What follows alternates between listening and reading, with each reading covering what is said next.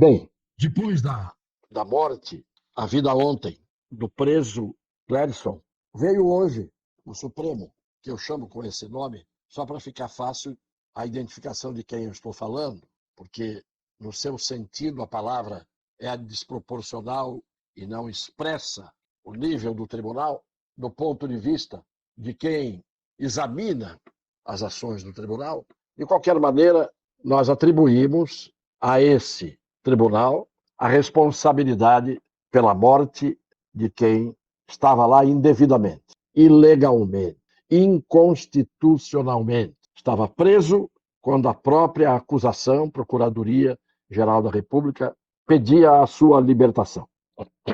Mas, com o clamor público de um Brasil cansado das ilegalidades e das inconstitucionalidades que vêm sendo praticadas, hoje, de forma absolutamente atrevida, a sessão foi aberta pelo presidente da Corte e ele, depois de falar, falou o senhor Gilmar Mendes, como o decano, o mais velho. Por isso, eu vou começar com a fala do presidente da Corte na abertura da sessão. O Supremo Tribunal Federal não vê razão para mudanças constitucionais que visem a alterar as regras do seu funcionamento. Vale lembrar, cabe ao Supremo fazer valer a Constituição, preservar a democracia e proteger direitos fundamentais. A pergunta a se fazer é a seguinte: esses objetivos foram alcançados? A resposta é definitivamente sim. Não há por que alterar o que vem funcionando bem.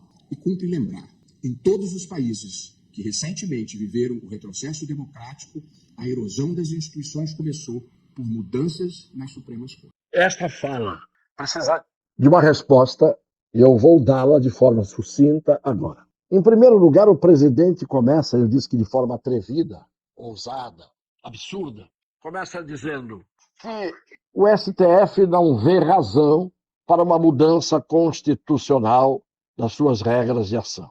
Em primeiro lugar, o STF não tem que dar palpite sobre as alterações constitucionais, porque as alterações constitucionais são de competência do Senado e da Câmara dos Deputados, e não é o STF que tem que ver ou deixar de ver razão nas alterações, nas PECs, nas propostas de emenda constitucional, que são, repito, prerrogativa, atribuição das duas casas legislativas. Portanto, um tribunal sem razão tem menos razão ainda para achar que as coisas estão erradas quando se pretende fazer uma proposta de emenda constitucional limitando a competência dos ministros que agem monocraticamente, isto é, individualmente, com uma canetada, fazem o que querem. Eu não vejo, e uma grande parte do Brasil não vê razão para tudo que tem sido feito de ilegal e de inconstitucional até agora, por essa corte que vem dizer isso. Pior, não disse só isso. Ele faz uma pergunta, o presidente da corte. Os objetivos foram alcançados? Se ele perguntou, a resposta não tem que vir dele mesmo. Ele diz, sim, indubitavelmente sim. Pois eu digo, não, os objetivos não foram alcançados.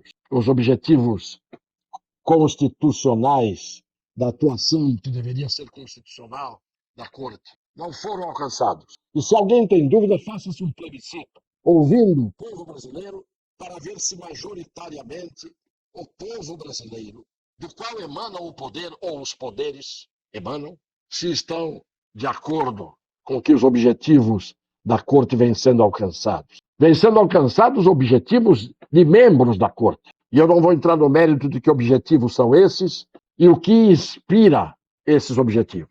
Mas ele termina dizendo que em todos os países em que houve um retrocesso democrático, tudo começou com o ataque às Supremas Cortes. Eu vou corrigir. Primeiro eu perguntaria, dê o nome de quais são os países que tiveram um retrocesso democrático e esse retrocesso começou com o ataque às Supremas Cortes. Eu vou dizer que no Brasil estamos num retrocesso democrático, até porque já se disse que a democracia aqui é relativa, mas aqui é o contrário. O retrocesso democrático não começa com ataques à Suprema Corte, começa com os ataques da Suprema Corte, à Constituição e às leis. Eu vou passar adiante para a fala que sucedeu a esta, proferida também hoje, transmitida ao vivo para o Brasil, e vamos retransmitir aqui um trecho, a fala do senhor Gilmar Mendes. O fato é que este Supremo Tribunal Federal, sempre atento às suas responsabilidades institucionais e ao contexto que o cerca, está preparado, não tenho a menor dúvida, para enfrentar, uma vez mais, e caso necessário, as investidas desmedidas e inconstitucionais, agora, eventualmente, provenientes do Poder Legislativo. Lembro aos ministros, recados da rua chegam a todos nós, dando conta de que o projeto de emenda aprovado é mal menor, tendo sido endereçado a esta casa, agora como forma de impedir possíveis reformas ainda mais drásticas ao funcionamento da Corte, ou mesmo a instauração de processos de impeachment contra membros deste tribunal. No particular, senhor presidente, é preciso altivez para rechaçar esse tipo de ameaça de maneira muito clara. Esta casa não é composta por covardes. Senhor decano, eu começo a discordar dessa última afirmação. Quem fala de coragem e de covardia é quem observa, porque há pessoas que têm coragem emprestada, não original, não essencial, não da essência da pessoa. Há pessoas que têm coragem emprestada. O indivíduo que anda, por exemplo, cercado de guarda-costas, ele parece corajoso, mas a coragem dele está na coragem dos que guardam suas costas. Mas pior do que isso é ele dizer que o Tribunal Supremo está preparado para enfrentar as investidas. Isso é tentativa de golpe de Estado, senhor decano. O senhor chama de investidas a votação e a aprovação de uma proposta de emenda constitucional nos termos desta Constituição, que os senhores não leem, mas rasgam. Que investidas? O Senado Federal aprova, pelo quórum qualificado dos seus membros, uma proposta de emenda constitucional com a garantia que dá ao Senado de fazer isso, vinda da Constituição. E o senhor chama isso de investida? E o senhor diz que vão resistir a isso? Isso é tentativa de golpe de Estado. Isto é ataque a um poder. Ou o senhor não sabe que a proposta de emenda à Constituição é livremente permitida no texto constitucional? Salvo, aprenda o que eu vou dizer. Ouça, só não pode haver emenda à Constituição em 4 casos, que nós vamos mostrar aqui. Em 4 casos, que são, não pode desfazer uma emenda constitucional a federação, não pode, portanto, desfazer institucionalmente o Estado, e mais nada, a não ser mais 2 ou 3 hipóteses que não são essas. Então, o senhor chama de investida uma aprovação por parte do Senado de uma proposta de emenda constitucional. Ou é delírio, ou é atrevimento, ou é mesmo o que eu disse aqui, uma tentativa de golpe de Estado. Onde é que os senhores pensam que vão? Ameaçando o poder legislativo, que tem a prerrogativa de fazer o que os senhores que não têm essa prerrogativa vêm fazendo de forma inconstitucional e ilegal, criando leis que não existem e não é função do tribunal e matando leis que estão em vigor constitucionalmente. Os senhores só podem declarar uma lei inconstitucional quando houver uma ação direta de inconstitucionalidade promovida por aqueles que a Constituição elenca, ou quando houver uma ação declaratória de constitucionalidade, e aí não é declarar inconstitucionalidade, é o contrário. Os senhores não podem legislar, os senhores não podem apagar artigos da Constituição, os senhores não podem revogar artigos da Constituição. O Congresso sim pode legislar, e o senhor chama isso de investida, e que tem que resistir a isso, ameaçando. Isso é tentativa de golpe de Estado, que eu vejo que está em curso, e não é de hoje. Então, o retrocesso democrático de países que conheceram esse retrocesso, como disse lá o presidente, na verdade, o retrocesso aqui se deve ao contrário. Não é por ataque à Suprema Corte, mas é por ataques da Suprema Corte à Constituição, ao direito e à justiça. Mas melhor do que eu, para definir o senhor Gilmar Mendes, eu trago a palavra do seu inimigo, digamos, íntimo. Veja o que o presidente de hoje, que estava ali, acupinchada com o senhor Gilmar Mendes, veja o que ele disse do senhor Gilmar Mendes. E isso também publicou isso no Google, todo mundo acha, E não sou eu que estou dizendo. Eu vou apenas colocar aqui a opinião do senhor presidente do tribunal em relação ao seu companheiro de fala absurda, atrevida e ousada de hoje. Me deixa de fora desse seu mau sentimento. Você é uma pessoa horrível, uma mistura do mal com atraso e pitadas de psicopatia. Isso não tem nada a ver com o que está sendo julgado. É um absurdo, Vossa Excelência, aqui fazer um comício cheio de ofensas, grosserias. Vossa Excelência não consegue articular um argumento, fica procurando. Já ofendeu a presidente, já ofendeu o ministro Fux, agora chegou a mim. A vida para Vossa Excelência é ofender as pessoas. Não tem nenhuma ideia. Não tem nenhuma ideia. Nenhuma. Só ofende as pessoas. Ofende as pessoas. Qual é a sua ideia? Qual é a sua proposta? Nenhuma.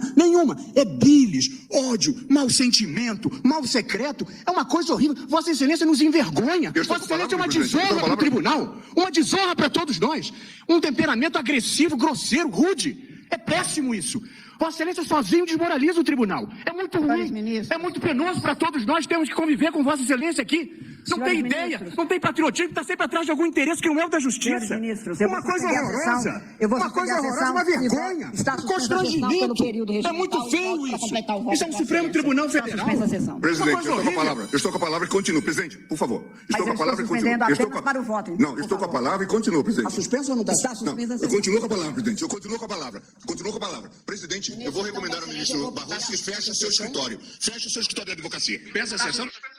O decano, que falou hoje em nome do tribunal, está qualificado pelo senhor presidente, que falou antes dele, e deu-lhe a palavra para ele falar em nome do tribunal. Esta é a definição que o presidente traçou do decano. Eu não vou repetir aqui, todo mundo ouviu o que ele disse.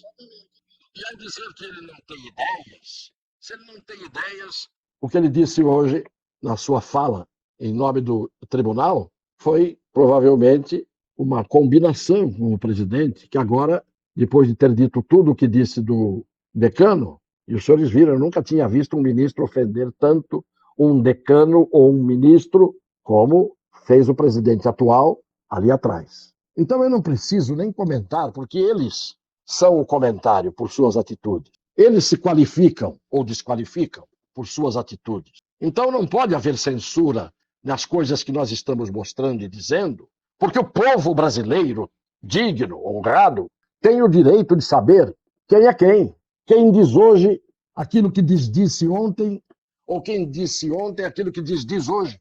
Quem ofende ontem e hoje paparica, e vem dizer hoje que ali não há lugar para covardes. Há lugar para pessoas atrevidas, e eu poderia até dizer golpistas, porque este insurgimento contra uma aprovação, por enquanto, pelo Senado, de uma proposta de emenda constitucional absolutamente cabível, segundo a Constituição, prerrogativa do Congresso Nacional fazer isso, e eles querem resistir contra isso e ameaçam. Para mim, é tentativa de golpe de Estado. Uma tentativa que está em curso, que não é de hoje, que nós temos visto o arbítrio desta corte, apesar daqueles que não querem enxergar isso, porque têm interesses em que o arbítrio seja dominante, quando não é em cima das suas próprias cabeças. Só que um dia, a história sempre mostrou isso, o pau que dá em Chico, dá em Francisco. Um beijo no coração das pessoas de boa fé.